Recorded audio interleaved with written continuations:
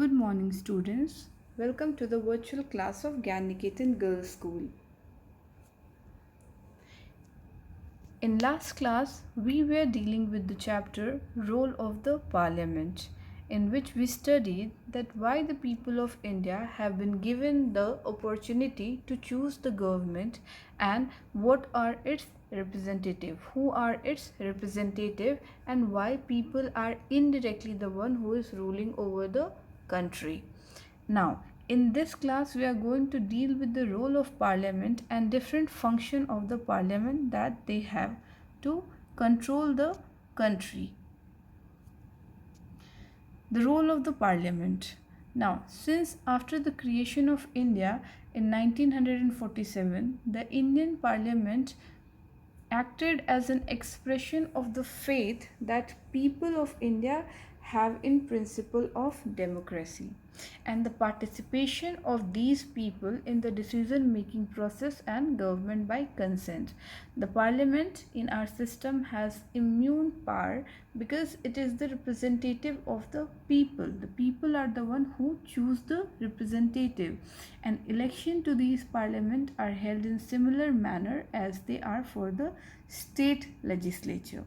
Now, the Parliament of India consists of the President and two houses, the Rajya Sabha and the Lok Sabha. Although the President of India is a constituent part of the Parliament, so he does not sit or participate in the discussion of either of the houses, that is Lok Sabha and Rajya Sabha.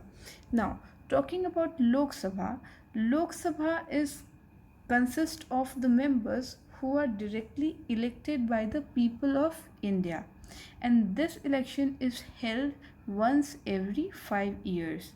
And the country is divided, we know that our country is divided into 543 parliamentary constituencies, and of each constituency elect one person to the Lok Sabha, and the candidates contesting election belong to the various political parties.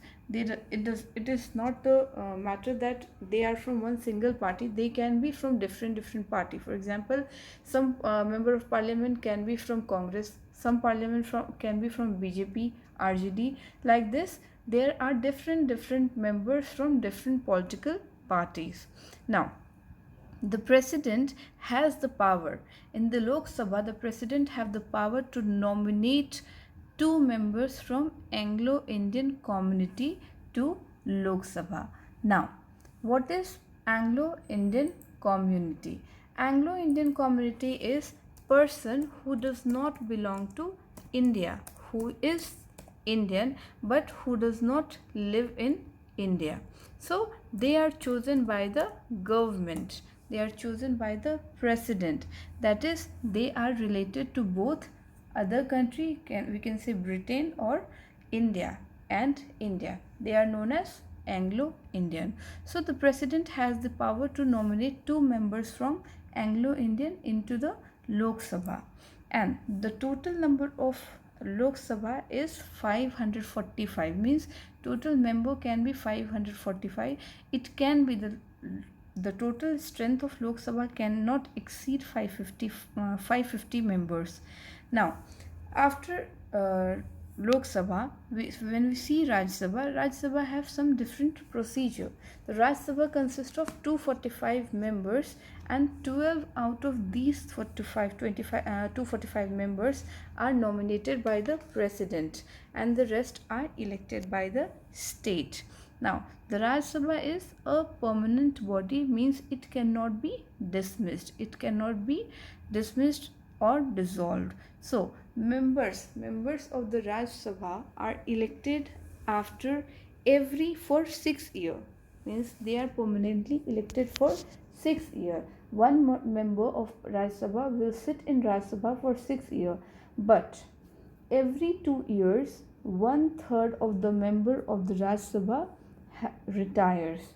Means 1/3 of the member of Rajya Sabha will be re-elected after every 6 years.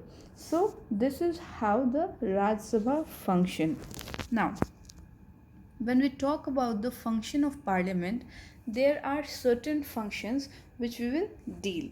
Now first, the very first function of the parliament is to select the national government. Now selecting the national government means the most important function of parliament. Okay, after the Lok Sabha election are over, Election Commission of India prepares a list of newly elected members, means the members who have been chosen as the president. Now these lists, for a political party to form the government, they must have a majority of elected MPs. So since there are 543 elected member plus 2 Anglo Indians that is being nominated by the president members in Lok Sabha, to have a majority party should have at least the number that is 272. Means if they want to form their government, if they have to form their government, the number of people that should get vote is 272 members should be there in Lok Sabha, then only they can form their party. The opposition in parliament is formed by all the political parties that oppose the majority party, or we can say coalition formed. Okay, now what is coalition government? If a single political party is unable to get the majority on its own, it joins with other parties to form a majority. Means two different parties will come together and they will form a party which will be in majority number, and they will form the government. That is what we call coalition government.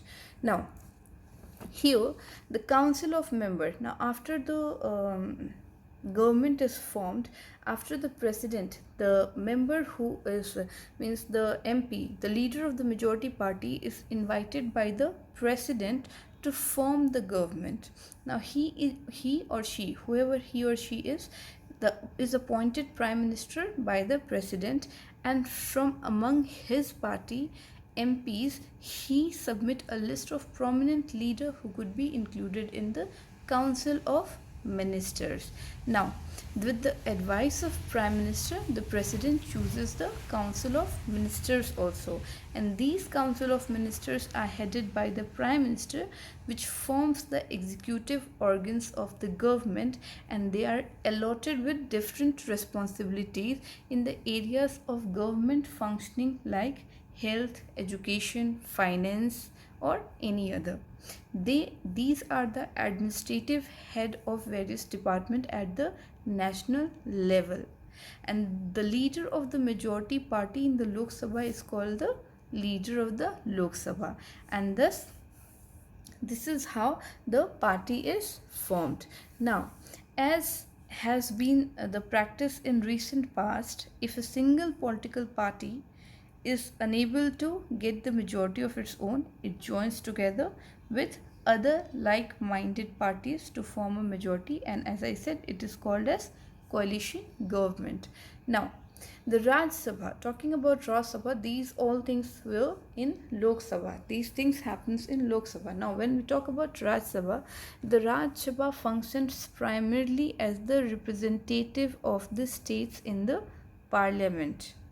Okay, it is the representative of the state of parliament, and it functions as the representative of the state of India in parliament. The Raj Sabha can also initiate legislation, and bill is required to pass through Raj Sabha in order to become a law. Means any bill that has to become a law, it has to be passed from Raj Sabha. Now this the Raj Sabha is also called the upper house of the parliament, whereas the Lok Sabha is called the lower house of the parliament, and the member of Raj Sabha is elected by the elected members of state assembly.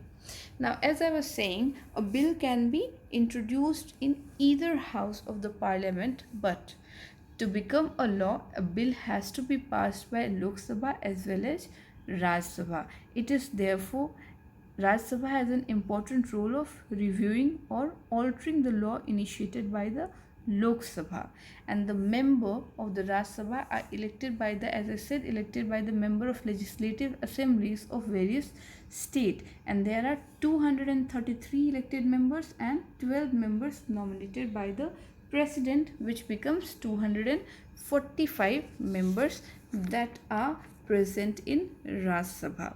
Now, the president here in this all the structure, when if a bill has to become a law, the president also here have an integral part in the parliament, because no bill can become a law if it is, unless and until it is signed by president.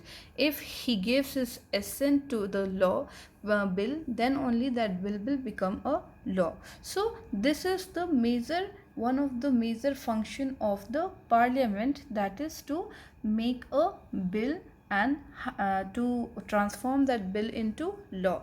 Okay, so the other functions we will deal in next class. For now, thank you and have a nice day.